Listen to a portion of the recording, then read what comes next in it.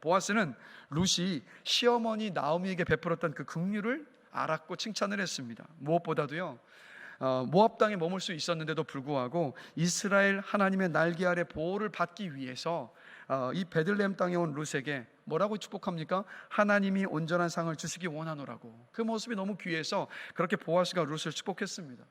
보아스는 룻의 마음을 알아주었던 거예요. 룻은 자신이 한 모든 일의 동기가 시어머니 룻을 사랑하는 마음이었고, 그리고 하나님의 백성이 되고 싶었던 마음이었다는 것을 아무도 알아주는 사람이 없는 것 같았는데, 보아스가 그 마음을 알아주자 그것이 너무 고맙고 너무 기뻤습니다. 그게 룻에게 큰 위로가 되었어요. 그렇게 보아스의 밭에서 보아스를 통해서 룻이 위로를 받고 나서 다시 룻은 뭘 했겠습니까? 이 보리 이삭을 줍는 일을 계속했습니다. 그렇게 열심히 보리 이삭을 줍고 있다 보니까 어느덧 점심시간이 됐어요. 점심시간이 되자 밭의 주인인 보아스와 일꾼들 모두가 다 점심을 먹기에 한자리에 모였습니다. 그때도 룻은 뭐 했을까요? 그때도 룻은 일꾼들이 보리를 추수하다가 밥을 먹게 떠나간 그 자리에서 허리를 굽혀서 계속해서 떨어진 이삭을 줍고 있었습니다. 한 톨이라도 더 줍지 않으면 시어머니 나무와 함께 먹을 저녁마도 충분치 않을 수 있었기 때문에 그렇게 일을 하고 있는데 볶은 곡식과 떡 냄새가 납니다. 식사하는 사람들의 행복한 소리가 들려옵니다. 애써서 음식 냄새와 사람들이 떠드는 소리를 외면하면서 듣지 않으려고 힘쓰면서 그렇게 허리를 굽혀서 보리 이삭을 계속 줍고 있었는데, 근데 그때 룻의 배에서 소리가 들립니다. 고르륵 하는 소리. 왜 그렇겠습니까? 여러분, 가난했기 때문에 아침밥도 못 먹고 나왔거든요. 그렇게 배에서 꼬르륵 소리가 나서 그 줄임배를 움켜잡고 있을 때, 그때 마침 보아스가 룻을 초청합니다. 그 식사 자리에. 자, 14절입니다. 같이 한 목소리로 읽겠습니다. 식사할 때 보아스가 룻에게 이르되 이리로 와서 떡을 먹으며 내 떡 조각을 초에 찍으라 하므로 룻이 곡식 빼는 자 곁에 앉으니 그가 볶은 곡식을 주매 룻이 배불리 먹고 남았더라.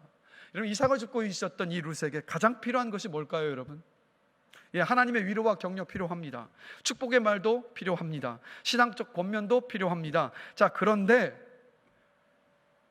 아무것도 먹지 못하고 아침부터 나와서 이삭을 줍다가 배가 고팠었던 이 순간에 가장 필요한 건 뭘까요?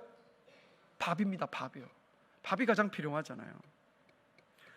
룻이 지금 가지고 있는 것이라고는 탈곡되지 않은 주운 보리 이삭밖에 없었기 때문에 이때 가장 필요했던 것은 여러분 바로 밥입니다. 바로 그때 보아스가 이렇게 말한 거예요. 여기로 와서 떡을 좀 먹어봐요. 떡 조각을 줄 테니까 그 신포도에 한번 찍어서 먹으라고. 그렇게 식사 자리에 보아스가 룻을 초청한 겁니다. 여러분, 우리가 사랑에 대해서 좀 오해하고 있는 것이 있어요. 그러니까 기독교의 사랑에 대해서 많은 그리스도인들이 오해하고 있는 것이 뭐냐면 이 사랑을 뭔가 신비하고 종교적인 것으로만 생각하는 경향들이 있습니다. 예를 들면 이런 거죠. 기도해 주는 것, 말씀을 가르치는 것, 함께 예배드리고 신앙상담을 해주는 것 같은 신앙적인 색깔이 드러나는 것만 성도의 사랑이라고 생각을 합니다. 물론 이게 사랑이 맞아요. 그러나 성경은 이것만이 사랑이라고 말씀하고 있지 않습니다. 성경은 조금 더 구체적으로 뭐라고 말씀하고 있냐면 지극히 작은 한 사람에게라도 그 사람이 줄일 때 먹을 것을 주고, 그 사람이 목마를 때 마실 것을 주고, 나그네 되었을 때 그 사람을 영접하고, 헐벗었을 때 그 사람에게 옷을 입혀주고, 병들었을 때 돌봐주고, 옥에 갇혀있을 때 찾아가서 봐주는 것, 그게 사랑이라고 말씀하고 있습니다. 그래서 주님 더 놀라운 말씀을 하시죠. 그렇게 했을 때 그것이 나에게 한 것과도 같다고. 여러분, 우리 교회에 둘러보시면 새가족분들이 계십니다. 자, 여러분, 교회에 와서 정착하는 일 쉽나요? 어렵나요? 겪어보셨으면서 말씀을 못하십니까? 어렵습니다, 여러분. 굉장히 어렵습니다. 왜요? 모든 것이 낯설고 어색하기 때문에, 아는 사람들이 없기 때문에. 자, 여러분, 이렇게 새로운 새가족분들에게 필요한 것은 뭘까요? 여러분을 축복하는 말이요? 그분들을 위해서 기도해 주는 것 맞아요. 필요한 것 맞습니다. 그러나 더 실제적으로 필요한 건 뭐겠습니까? 뭐냐면 여러분들이 먼저 다가서서 인사하시는 거예요. 예배를 마치시고 그냥 훌쩍 여러분들만 식사 자리에 내려가시는 게 아니라 새로운 분이 보이시면 얼른 다가서서 우리 함께 가서 식사하시오. 그렇게 붙들고 내려가시는 것. 식사를 다 마치고 나서 카페에 함께 모시고 또 가서 카페에 커피 한 잔을 함께 대접하면서 불편한 것은 없는지, 무슨 도움이 필요한가 묻는 것, 그리고 다른 교회 식구들을 소개해줘서 관계를 맺을 수 있도록 돕는 것, 바로 이게 가장 필요한 일이에요. 이게 바로 성경이 말하는 사랑입니다. 우리 교회 새가족분들에게 여러분들이 이러한 사랑을 실천할 수 있게 되기를 간절히 기도합니다. 그래서 여러분, 가장 기본적인 필요를 돌봐주지 않으면서 형제 자매라고 부를 수 없습니다. 우리가 서로의 필요에 귀를 쫑긋 기울이고요, 힘 닿는 대로 사랑을 베푸는 그런 공동체가 되기를 간절히 기도합니다. 성경이 말씀하는 사랑을 베푸시는 여러분들 되시기를 주님의 이름으로 축복합니다. 하나님께서 그리고요, 사랑을 행하는 자리에 우리를 세워주시고, 세워주셨을 때 그 자리에서 사랑을 행할 수 있는 힘도 능력도 주시기를 기도합니다. 우리 옆 사람 보시면서 우리 함께 축복하십시다. 우리 사랑을 베풀며 삽시다. 네, 그런 우리가 될 줄로 믿습니다. 이렇게 보아스가 룻을 점심 식사에 초청을 했습니다. 그런데 이게요, 단순하게 어려운 사람을 구제하는 것처럼 그 식사자리 한쪽 저 구석탱이에 그렇게 앉혔던 것이 아니에요. 14절을 다시 보시면 이렇게 말씀하고 있죠. 룻이 곡식 빼는 자 곁에 앉으니. 어떻게 한 겁니까? 지금 보아스가 자기 일꾼들과 함께 빙 둘러 앉아서 식사를 하고 있는데 바로 그 자리에 함께 앉게 했던 거였습니다. 아마도 여러분, 이 보아스가 룻을 그 식사 자리에 초청을 했을 때 이 보아스의 일꾼들은요, 보아스가 하는 이 행동에 적잖이 당황했을 겁니다. 왜냐하면 그 식사 자리에 초청을 한 사람이 다른 사람도 아니고 그들이 무시하고 천대하는 이방 여인 룻이었기 때문입니다. 자, 이렇게 식사 자리에 이방 여인 룻을 앉힌 것도 놀라운데 보아스가 또 어떻게 하냐면 그 룻에게 직접 떡 조각을 건네주면서 초에 찍어 먹으라고 건면을 합니다. 또 이것뿐만이 아니라 볶은 곡식도 손수 룻에게 전해줘서 배불리 먹게 하는 겁니다. 14절을 보면 룻이 배불리 먹고도 남았다고 하는 것으로 볼 때 보아스는요, 그 일꾼들의 시선에 아랑곳하지 않고 계속해서 룻에게 볶은 곡식을 권하고 또 권했던 거예요. 자, 룻이 어머니의 백성이 나의 백성이 될 것입니다 라는 그 헌신과 함께 베들레헴으로 왔습니다. 자, 그런데 베들레헴으로 그렇게 룻이 어머니와 시어머니와 함께 왔을 때 베들레헴 사람들은요, 룻을 자기 동족으로 받아들이지 않았습니다. 자기 공동체의 일원으로 받아들이지를 않았어요. 왜요? 그들이 그렇게 싫어하고 무시하고 천대하는 이방 사람이었기 때문에요. 자, 그런 룻이었습니다. 그래서 외로웠던 거고, 그래서 힘겨운 순간들이 많았던 겁니다. 자, 그런데 많은 사람들, 즉 룻을 적대하고 받아들이지 않던 그 사람들이 보는 앞에서 그 베들레헴 땅의 유력자였던 보아스가 어떻게 했다고요? 룻을 식사 자리에 초청을 합니다. 가난하고 소외받은 거지로서 대하는 것이 아니라 정말 인격을 가진 한 사람으로 대해서 그 식사 자리에 함께 앉혀서 함께 식사를 나눕니다. 너와 나는 하나님의 백성으로서 함께 식사할 수 있는 관계라는 것을 바로 이 보아스가 직접 보여줬던 거였어요. 보아스의 이 환대와 초대 때문에 룻은요, 그 순간 베들레헴 공동체의 일원으로 받아들여질 수가 있었습니다. 드디어 하나님의 백성으로 받아들여질 수가 있었던 거였어요. 근데 여러분, 이게 다가 아닙니다. 자, 15절과 16절도 보실까요? 같이 한 목소리로 또 한번 읽어보겠습니다. 룻이 이삭을 주우러 일어날 때에 보아스가 자기 소년들에게 명령하여 이르되 그에게 곡식단 사이에서 줍게 하고 책망하지 말며 또 그를 위하여 곡식 다발에서 조금씩 뽑아버려서 그에게 줍게 하고 꾸짖지 말라 하니라. 룻이 식사를 마치고 다시 이삭을 줍기 위해서 밭으로 일하러 나갑니다. 그렇게 룻이 식사 자리를 떠난 후에 룻이 갈 때까지 기다렸다가 보아스가 종들에게 이렇게 말한 겁니다. 룻이 곡식단 사이에서 넉넉하게 이삭을 줍게 해라. 그리고 추수하면서 다 거두지 말고 그 보리다발을 조금씩 바닥에 흘려서 룻이 줄 수 있도록 해라라고 조용히 일꾼들에게 보아스가 말했던 겁니다. 여러분, 보아스가 왜 이렇게 했을까요? 첫 번째는 룻이 보리 이삭을 넉넉히 줍게 하기 위해서였겠죠. 더 중요한 두 번째 이유가 있습니다. 뭘까요? 보아스는 룻의 자존심을 지켜주고 싶었던 겁니다. 자, 여러분, 룻이 이삭을 주우러 보아스의 밭에 나왔습니다. 이건 뭘 말하는 걸까요? 단도직입적으로 룻은 거지였다는 거예요. 먹을 것이 하나도 없었다는 뜻입니다. 근데 여러분, 룻도요, 모압에 살 때는요, 한때 사랑받는 딸이었고 또 동네 총각들이 눈여겨보던 그런 소녀였습니다. 그런데 지금은 어떤 상황입니까? 과부가 돼서 자기 나라를 떠나서 유대 땅에 와서 빈털터리가 된 상태로 이삭을 줍고 있습니다. 룻의 자존심은 무너질 대로 무너져 있었어요. 룻이 표현은 안 했어도요, 그 마음이 얼마나 비참했을까요? 이 비참함은 한 끼 식사를 잘 했다고 없어지지 않습니다. 이삭을 줍는 것으로도 해결되지 않습니다. 보아스가 룻이 불쌍하다고 만에 하나 보리자루 하나를 만약에 얹어준다면 그 순간 룻은 진짜 거지가 돼버리는 거예요. 보아스는 하나님의 보호의 날개 아래 피하는 그 믿음, 그 신앙적인 결단을 가지고 온 룻의 그 자존심을 지켜주고 싶었던 거였어요. 그래서 종들에게 조용히 말했던 거였습니다. 여기서 또 한 가지를 배우는 건 뭐냐면, 여러분, 누군가를 돕는 일은 좋은 일 맞아요. 선한 일입니다.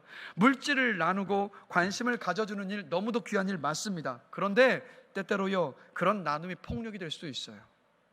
왜냐하면 도움을 받는 것보다 더 중요한 일이 있기 때문입니다. 그게 뭘까요? 바로 인간의 존엄성이에요.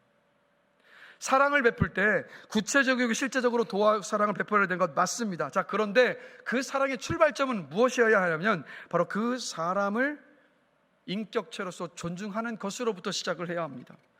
도움을 받는 그 사람을 하나님의 형상을 따라 지음받은 바로 한 인격으로 대하지 않는다면, 우리가 아무리 선한 일을 한다 할지라도, 아무리 사랑을 베푼다 할지라도 그 사랑은 그냥 사랑을 가장한 폭력이 될 수도 있고 구제를 가장한 갑질이 되어버릴 수도 있습니다. 받는 사람을 고려하지 않는 사랑은 그냥 내 만족을 위한 폭력이 되어버릴 수 있어요. 우리가요, 보아스처럼 지혜롭게 사랑을 베풀 수 있게 되기를 간절히 기도합니다. 우리에게 그런 지혜와 마음과 또 생각을 주셔서 우리가 그러한 사랑을 베풀면서 살아갈 수 있는 은혜를 누리게 되기를 간절히 축원합니다. 바로 보아스가 이런 세심한 배려를 베풀었던 거예요. 이런 보아스의 세심한 배려를 받은 룻이 저녁이 되어 집으로 돌아왔습니다. 자, 17절부터 19절까지 말씀 함께 한번 읽어보겠습니다. 룻이 밭에서 저녁까지 줍고 그 주운 것을 떠니 보리가 한 에바쯤 되는지라. 그것을 가지고 성읍에 들어가서 시어머니에게 그 주운 것을 보이고 그가 배불리 먹고 남긴 것을 내어 시어머니에게 드리매 시어머니가 그에게 이르되 오늘 어디서 주었느냐, 어디서 일을 하였느냐, 너를 돌본 자에게 복이 있기를 원하노라 하니 룻이 누구에게서 일했는지를 시어머니에게 알게 하여 이르되 오늘 일하게 한 사람의 이름은 보아스니이다 하는지라. 자, 룻이 하루 종일 주운 보리 이삭이 얼마만큼이었다고 말씀하고 있습니까? 한 에바였다라고 말하고 있어요. 자, 이 한 에바의 곡식을 들고 집에 돌아오니까 이것을 본 나오미가 19절에서 이렇게 말하죠. 오늘 어디서 주었느냐, 어디서 일을 하였느냐, 너를 돌본 자에게 복이 있기를 원하노라. 이게 이제 번역이 돼서 이렇게 그냥 하나의 어떤 뭐 감정이 느껴지지 않게 그렇게 읽혀지지만 사실 이 말은요, 놀라서 묻는 말이에요. 아니 룻아, 도대체 이 많은 보리를 어디에서 주운 거니? 어디에서 일을 했길래 이렇게 많은 보리 이삭을 주어서 온 거니라고 지금 깜짝 놀라서 나오미가 이 룻에게 묻고 있는 말입니다. 여러분, 한 에바는 22리터입니다. 킬로그램으로 환산하면 약 한 17kg이에요. 룻이 지금 17kg짜리 보리자루 하나를 짊어지고 그렇게 집으로 돌아왔던 거예요. 이 양은요, 나오미와 룻이 좋게 한 달을 먹을 수 있는 그런 양이었습니다. 하루 한 끼를 어떻게든 해결해 보기 위해서 그렇게 나갔는데 한 달을 먹을 수 있는 그런 양식을 가지고 룻이 돌아왔던 거였습니다. 이때 당시에 이스라엘은요, 추수를 하는데 약 한 7주 정도 걸렸다고 합니다. 자, 당시 한 에바는 남자 일꾼의 보름치 품삯이었다고 합니다.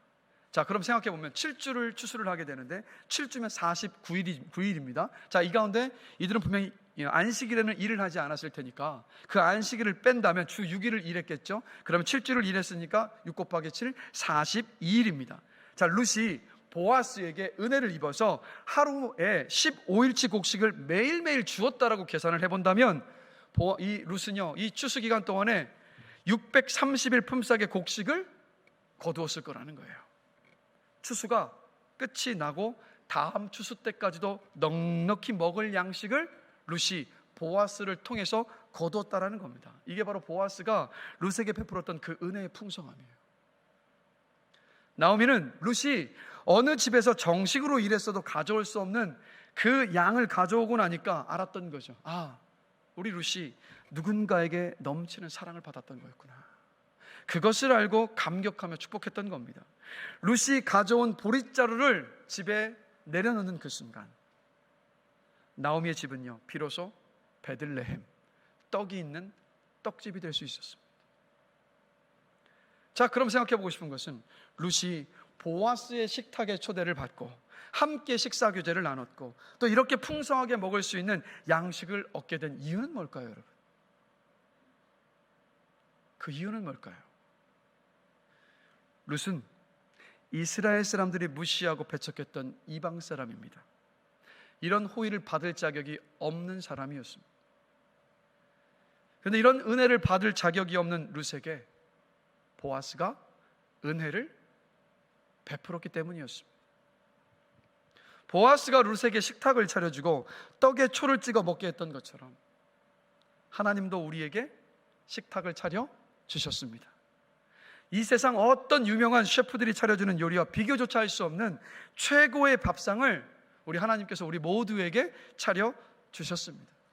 바로 예수 그리스도이십니다. 십자가에서 돌아가시기 전에 예수님은 제자들과 함께할 최후의 만찬을 직접 준비하셨습니다. 떡을 제자들에게 떼어 주시면서 이것은 내 몸이니라 라고 말씀하셨고, 포도주를 나누어 주시면서 이것은 죄사함을 얻게 하려고 많은 사람을 위하여 흘리는 바 나의 피, 곧 언약의 피라고 하셨습니다. 보아스가 룻에게 베푼 떡이 바로 주님의 살을 상징하고, 또 떡을 찍어 먹을 수 있었던 그 초가 바로 주님의 피를 상징합니다. 십자가에서 우리 죄를 위하여 죽으신 주님의 살과 피가 바로 저와 여러분을 향한, 우리를 향한 하나님께서 베풀어 주셨던 최고의 밥상이었습니다. 하나님은 그 상을 베푸시고 우리 모두를 초청하셨던 겁니다. 그 상을 믿음으로 받을 때 하나님의 가족으로, 하나님의 자녀로 우리가 삼아질 수 있었던 거였습니다. 그래서 이 사실을 에베소서 1장 4절 5절이 이렇게 말씀하고 있죠. 우리 한 목소리로 같이 한번 읽어보겠습니다. 곧 창세전에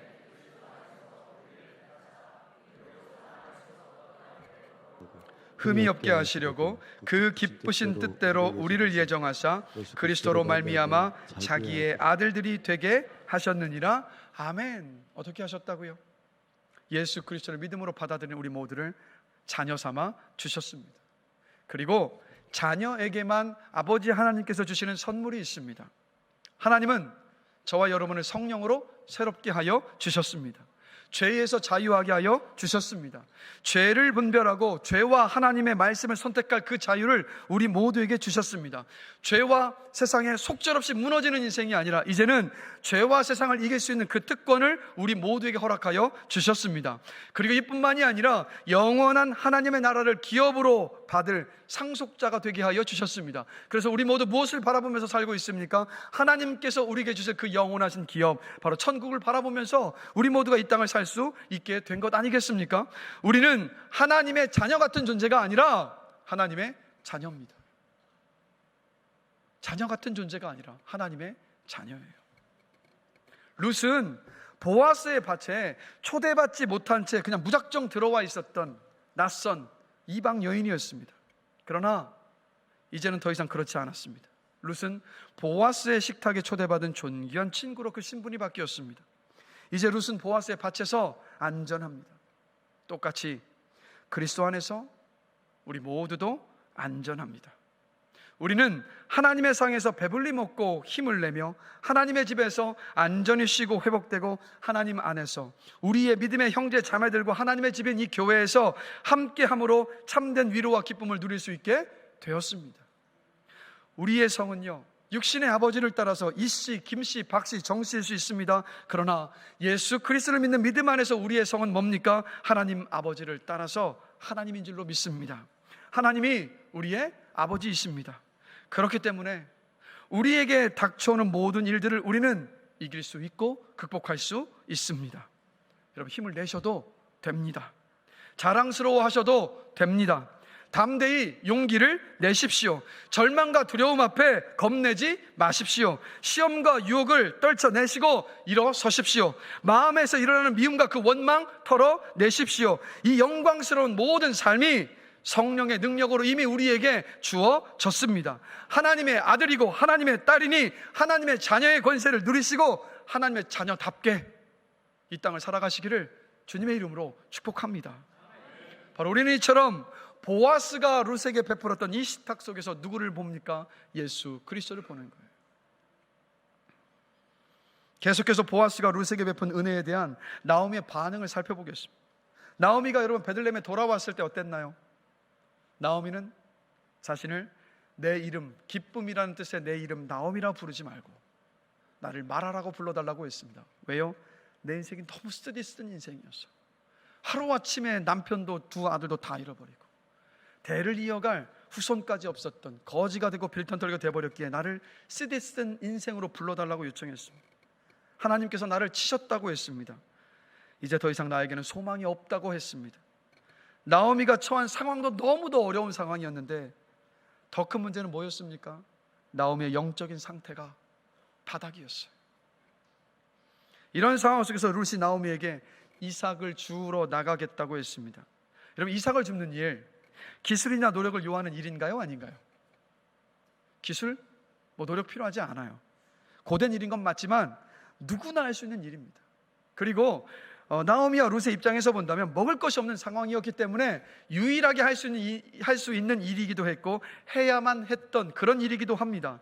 더군다나 젊은 이방 여인 룻은 그 이삭을 주우러 나갔을 때 어려운 일을 당할 수 있었습니다. 그렇기 때문에 나오미는 룻과 함께 나섰어야만 했어요. 자, 그런데 나오미는 어떻게 했습니까? 룻만 내보내고 자신은 집에 머물러 있었습니다. 이게 나이가 너무 많아서도 아니고요, 몸에 병이 생겨서도 아니었습니다. 왜 그랬을까요, 여러분? 나오미는 사람들을 만나는 것이 힘들었던 겁니다. 사람들이 자신을 보며 수군거릴 것만 같았기 때문입니다. 다른 사람의 밭에서 이삭을 줍는 초라한 자기 모습을 보여주고 싶지 않았던 겁니다. 당장 배를 골아도 그것만큼은 싫었기 때문에 룻과 함께 나서지 않고 집에 있었던 거예요. 나오미의 마음이 완전히 무너져 있었던 겁니다. 그런데 저녁이 되었습니다. 룻이 17kg의 보릿자루를 짊어지고 왔습니다. 자기가 배불리 먹고 남은 볶은 곡식을 또 한 알음 가져와서 나오미도 함께 배불리 먹었습니다. 도저히 하루 동안에 얻을 수 없는 풍성한 곡식에 놀란 나오미가 20절을 보면 그가 살아있는 자와 죽은 자에게 은혜 베풀기를 그치지 아니하도다라고 말합니다. 자, 뭔가 있었던 일들을 인정하고 또 축복하는 말을 하고 있는데 아침과는 전혀 다른 모습이지 않습니까? 자, 20절에서 그가 살아있는 자와 죽은 자에게 은혜 베풀기를 그치지 아니하도다 해서 이 그는 누굴까요, 여러분? 이 그는 누굴까요? 보아스예요. 나오미는 룻에게 은혜를 베푼 보아스를 살아있는 자와 죽은 자에게 은혜를 베푸는 사람이라고 그렇게 인정하며 기쁨의 고백을 하고 있었던 거였습니다. 아침과는 전혀 다른 태도로 이렇게 말하고 있어요. 어떻게 이렇게 바뀔 수 있었을까요, 여러분? 여러분, 사람 바뀌는 거 쉽습니까? 쉽나요? 어렵나요? 사람 바뀌는 거 어렵습니다. 경험과 사고의 틀이 잡힌 성인이 생각하고 사고하는 방식을 바꾸는 일이라는 것 너무나도 어려운 일이에요. 정말 어렵습니다. 그런데 세상을 바라보는 관점이 바뀌면 그 사람의 삶의 방식 바뀔 수 있습니다. 보는 눈이 달라지면, 보는 눈이 바뀌면 그 삶이 변합니다. 나오미가 그가 살아있는 자와 죽은 자에게 은혜 베풀기를 그치지 아니하도다라고 말했는데, 자, 이게 다시 한번 자세히 한번 보실까요? 여러분, 이런 표현을요, 사람에게 사용할 수 있나요, 없나요? 잘 보십시오. 이건 사람에게 사용할 수 없는 표현입니다. 왠지 아십니까? 사람은 오직 살아있는 사람에게만 은혜를 베풀지 죽은 사람에게 은혜를 베풀 수가 없기 때문입니다. 그럼 나오미의 이 말은 뭘까요? 그가 살아있는 자와 죽은 자에게 은혜 베풀기를 그치지 아니하도다. 나오미는 보아스가 베풀었던 그 은혜를 통해서 또 다른 누군가를 보고 있었던 겁니다. 누구였을까요? 바로 예수 그리스도, 바로 하나님이었던 겁니다. 나오미는 베들레헴에 풍년을 주셔서 자신에게 돌아올 마음을 주셨던 하나님이 보아스를 통해서 텅 빈 자신과 룻의 인생을 채우려 하신다는 것을 그 17kg짜리 되는 보리자루를 보면서 깨달았던 거예요. 나오미의 눈이 한순간에 밝아져서 누구를 보기 시작한 겁니까? 예수 그리스도를 보기 시작한 거였고, 하나님을 보기 시작했던 겁니다. 하나님이 베푸시는 은혜를 보기 시작하자 어떤 일이 벌어진 겁니까? 깊은 침체와 원망과 두려움에서 벗어날 수 있었던 거예요. 더 나아가서 나오미는 이제 소망을 품게 됩니다. 20절 다시 한번 보실까? 같이 한 목소리로 읽겠습니다. 그 사람은 우리와 가까우니 우리 기업을 물을 자 중에 하나이니라. 남편 엘리멜렉과 두 아들 말론과 기련이 집안을 이어갈 후손 하나 남겨두지 않고 떠나버렸습니다. 나오미는 며느리 룻과 함께 어떻게 살아야 할지 너무도 막막했던 그런 인생이었습니다. 그런데 룻이 보리밭에서 자기 집안의 기업을 물을 자인 보아스를 만났고 그에게 은혜를 입은 겁니다. 이 기업 물을 자는 어떤 뜻이냐면 기업을 되찾아주는 사람이라는 뜻입니다. 기업 물을 자는 그래서 어떤 일을 했냐면 기업을 잃어버린 가난한 친척의 기업인 그 땅을 다시 되찾아 주어야 했습니다. 자녀가 없이 죽은 친족이 있다면 그 미망인과 결혼을 해서 대를 이을 수 있도록 해야만 했습니다. 부당한 피해를 입은 친족이 있다면 그 친족을 대신해서 복수를 할 수도 있었습니다. 하나님은 이 기업 물을 자의 제도를 통해서 이스라엘 백성들이요, 하나님이 주신 기업, 그 땅을 보존하고 그 믿음의 가정을 잘 일구어 갈 수 있도록 그렇게 이 제도를 허락하여 주셨던 거였습니다. 그런데 이 기업 물을 사람의 자격은 첫 번째 혈연 관계여야 됐고, 두 번째는 기업을 물러줄 능력이 있어야만 했습니다. 자, 그런데 2장 1절, 2장을 시작하면서 보아스에 대하여서 이렇게 말씀하며 시작합니다. 같이 한 목소리로 읽겠습니다. 나오미의 남편 엘리멜렉의 친족으로 유력한 자가 있으니 그의 이름은 보아스더라. 보아스는 나오미의 집안의 기업을 물을 사람이었고 기업을 물을 능력이 있는 사람이었습니다. 베들레헴에 돌아왔을 때 나오미는 눈앞에 막막한 현실에 절망해 있었습니다. 그런데 보아스가 룻에게 큰 은혜를 베풀었다는 것을 알고 정신이 번쩍 들었던 겁니다. 아, 그래, 우리에게 기업 물을 자가 있었지. 그 사람이 보아스였잖아. 그래서 20절에 보면, 그래서 20절에서 이렇게 고백한 거예요. 그 사람은 우리와 가까우니 우리 기업을 물을 자 중에 하나이니라 하고, 이제 나오미는 보아스를 통해서 먼저 떠난 남편의 가계가 끊어지지 않고 이어질 수 있을 것이라는 꿈을 꾸기 시작했습니다. 자신에게 헌신적인 며느리에게 안정된 처소가 마련된 꿈을 이제 꾸기 시작했습니다. 그래서 나오미가 룻에게 22절을 보면 이렇게 말하고 있는 거예요. 같이 읽겠습니다. 나오미가 며느리 룻에게 이르되 내 딸아, 너는 그의 소녀들과 함께 가고 다른 밭에서 사람을 만나지 아니하는 것이 좋으니라 하는지라. 우리의 기업을 물을 자가 보아스이니까 그 보아스의 곁에 머물러 있으라는 이야기예요. 이 소망을 불러일으키신 분이 누구셨습니까? 바로 하나님이셨습니다. 하나님께서 베푸시는 은혜를 보는 눈이 뜨이고 기업 물을 자인 보아스가 보이기 시작하자 마른 고목과도 같았던 나오미가 살아나서 다시 소망을 품기 시작했던 겁니다. 그런데 여러분, 이 기업 물을 자가 영어로 뭔지 아십니까? 리디머입니다. 그 뜻은 구원자, 구속자예요. 여러분, 우리도 모두요 나오미처럼 버려진 인생, 혼자 힘으로 살아갈 수 없는 인생, 죽음을 향해 달려가며 죽음을 두려워하던 인생, 누가 나타나서 살려주고 도와주지 않으면 살 수 없는 그런 인생, 자력으로 자신을 구원하여 지옥 가는 인생을 천국 가는 인생으로 도저히 바꿔놓을 능력이 전혀 없었습니다. 하나님의 원수였고 하나님께 어떤 은혜도 구할 자격이 없었습니다. 우리는 모두 하나님이 주실 영생과 그 천국을 기대할 수조차 없었습니다. 하나님의 자녀가 되는 것 꿈도 꿀 수 없었습니다.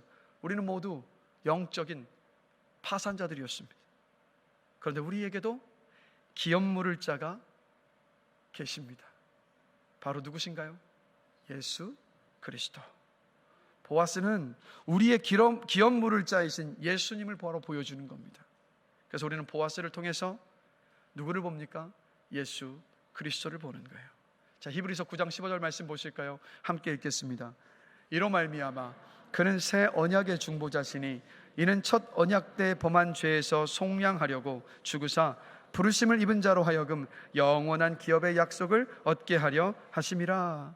우리의 기업 물을 자인 예수 그리스도를 믿는 사람은 누구나가 다 영원한 기업인 영생과 하나님의 나라를 얻습니다. 그렇기 때문에 우리는 예수 안에서 더 이상 버려진 존재가 아닙니다. 혼자 힘으로 살아가는 인생도 아닙니다. 죽음을 향해 달려가며 죽음을 두려워하는 인생이 아니라 부활의 소망으로 죽음을 이길 수 있는 존재가 되었습니다. 지옥 갈 인생이 아니라 천국 갈 인생이 되었습니다. 하나님의 원수가 아니라 이제는 하나님이 사랑하시는 하나님의 자녀입니다. 우리는 더 이상 영적 파산자가 아닙니다. 우리는 더 이상 영적인 거렁뱅이가 아닙니다. 나오미가 보아스로 인하여서 소망을 갖게 되었던 것처럼 우리도 예수 그리스도를 통해서 어떤 상황 속에서도 소망을 품고 살 수 있게 되었습니다.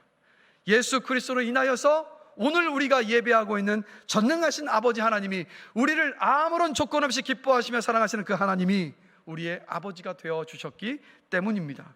그리고 그 아버지 하나님이 지금 이 순간 우리에게 이렇게 말씀하고 계십니다. 로마서 8장 32절입니다. 같이 읽습니다.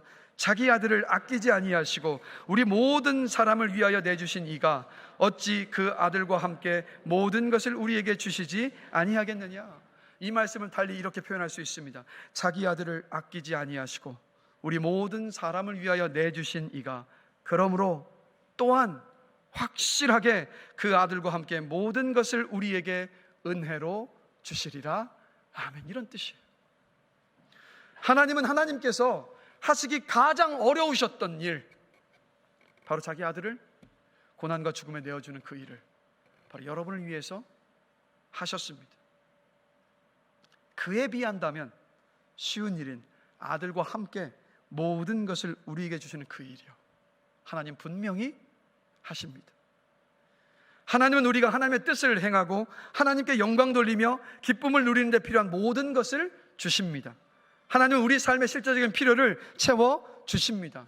고난 중에 기뻐할 수 있는 능력을 부어 주십니다.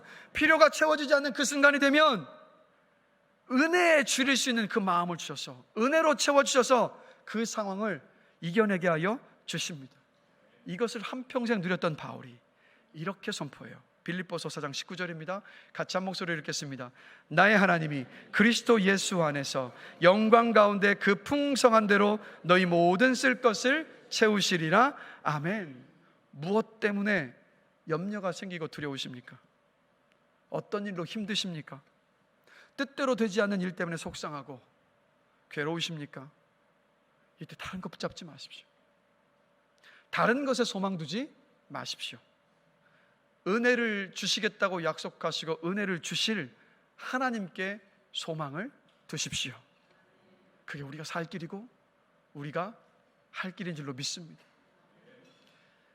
유학 중인 청년이요, 난다긴다는 학생들이 모인 대학에서 공부를 하다 보니까 이 학업을 감당하는 게 너무 힘들고 스트레스를 받았습니다. 너무 어려웠던 거예요. 집 떠나면 고생인데 학업의 스트레스까지 오니까 얼마나 힘들었겠습니까? 그대로 이때 이 청년은요, 다른 것 붙잡지 않고 하나님을 붙잡기로 결심을 했습니다. 하나님께 소망을 두고 하나님을 붙잡으려고 주일 예배만 가는 것이 아니라 주중에도 자신이 참여할 수 있는 모든 믿음의 공동체 모임에 참석을 했던 겁니다. 그럼 어떻게 됐을까요? 이 청년이 이렇게 고백하더라고요. 이 학기 중에 뜨거워졌다고. 학업을 감당할 은혜도 주셨고 주를 믿는 믿음 안에서 이겨낼 그 은혜를 넘치도록 부어주셨던 거였습니다. 그렇게 학기를 잘 마치고 지금 함께 예배드리고 있습니다.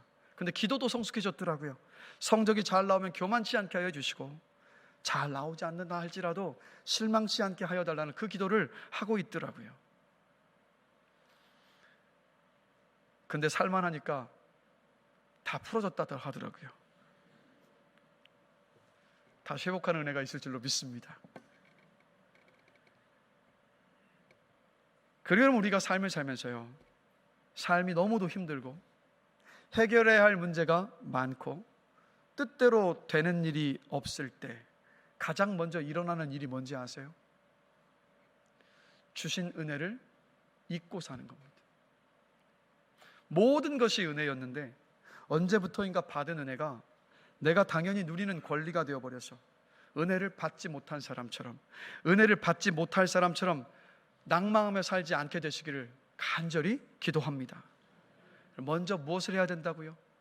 주신 은혜를 돌아봐야 합니다. 그래서 이런 찬송가 있지 않습니까? 세상 모든 풍파 너를 흔들어 약한 마음 낙심하게 될 때에 내려주신 주의 복을 세어라. 주의 크신 복을 내가 알리라. 받은 복을 세어 보아라. 크신 복을 내가 알리라. 받은 복을 세어 보아라. 주의 크신 복을 내가 알리라. 언제 받은 은혜와 받은 복을 세어 보라고요? 세상 모든 풍파 너를 흔들어서 약한 마음이 낙심하게 될 때, 그때 뭐 하라고요? 주신 은혜를 돌아보라고. 여러분, 왜 그런지 아세요? 하나님이 주시는 은혜가 보이기 시작하면 소망이 생겨나기 때문입니다. 은혜를 주셔서 이겨내고 통과하실 그 소망, 이 시간들을 지나게 하시면서 나를 더욱더 성숙하게 빚어가실 그 소망, 내 삶을 변화시키실 그 소망, 내가 하나님께 맡기며 기도하면 결국에는 모든 것이 합력하여서 선을 이루게 하실 것에 대한 그 소망, 바로 이 소망을 품게 하시기 때문입니다. 소망을 가진 사람은 절대 넘어지지 않습니다. 그러하기에 작은 일에서부터 하나님께서 주시는 그 은혜를 보는 눈이 뜨여서 저와 여러분 모두가 다 소망을 품고 살아갈 수 있게 되기를 간절히 축원합니다. 오직 하나님 안에서 우리는 가장 분명한 소망을 품고 살아갈 수 있는 줄로 믿습니다. 우리 찬양팀 다 올라와 주실까요? 말씀을 마무리하겠습니다. 보아스가 룻에게 베푼 식탁을 통해서 우리는 예수 그리스도를 만납니다. 또 보아스를 통해서 예수 그리스도를 만납니다. 바로 이 예수 그리스도를 통해서 우리가 받은 가장 큰 복 중에 복이 무언가요, 여러분? 바로 하나님이십니다. 그 하나님이 우리 아버지가 되어주시는 복. 시간의 문이라는 책을 보면요, 주인공이 시간의 문 앞에 서 있는 남자에게 이렇게 묻습니다. 내가 알지 못하는 것을 안전하게 걸어갈 수 있도록 나에게 그것을 비추어 줄 빛을 좀 주십시오라고. 그러자 이 시간의 문 앞에 서 있던 이 사람이 이렇게 대답합니다. 어둠 속으로 나아가십시오. 그리고 그 어둠 속에서 당신의 손을 하나님께 맡기십시오. 그것이 당신의 빛보다도 많고 당신이 알고 있는 그 어떤 길보다도 안전할 것입니다 라고. 우리가 약할 때 아버지 하나님의 긍휼과 자비가 움직입니다. 그래서 우리가 약할 때 도리어 강해지는 겁니다. 그게 진짜 능력입니다. 아버지 하나님께 모든 것을 의지하고 결과까지 맡기는 사람이 진짜 하나님의 자녀입니다. 아버지 하나님의 은혜를 구하고 기대하며 사는 사람이 하나님의 자녀입니다. 여러분께 다시 한번 묻고 싶습니다. 하나님이 여러분의 아버지이십니까? 여러분 하나님의 아들이고 딸이십니까? 그렇다면 예수님께서 우리에게 주신 그 기업의 영광, 바로 아버지 하나님을 신뢰하고 의지하며 믿음으로 걸어가는 그 삶을 누리시는 여러분들 되시기를 주님의 이름으로 간절히 축원합니다.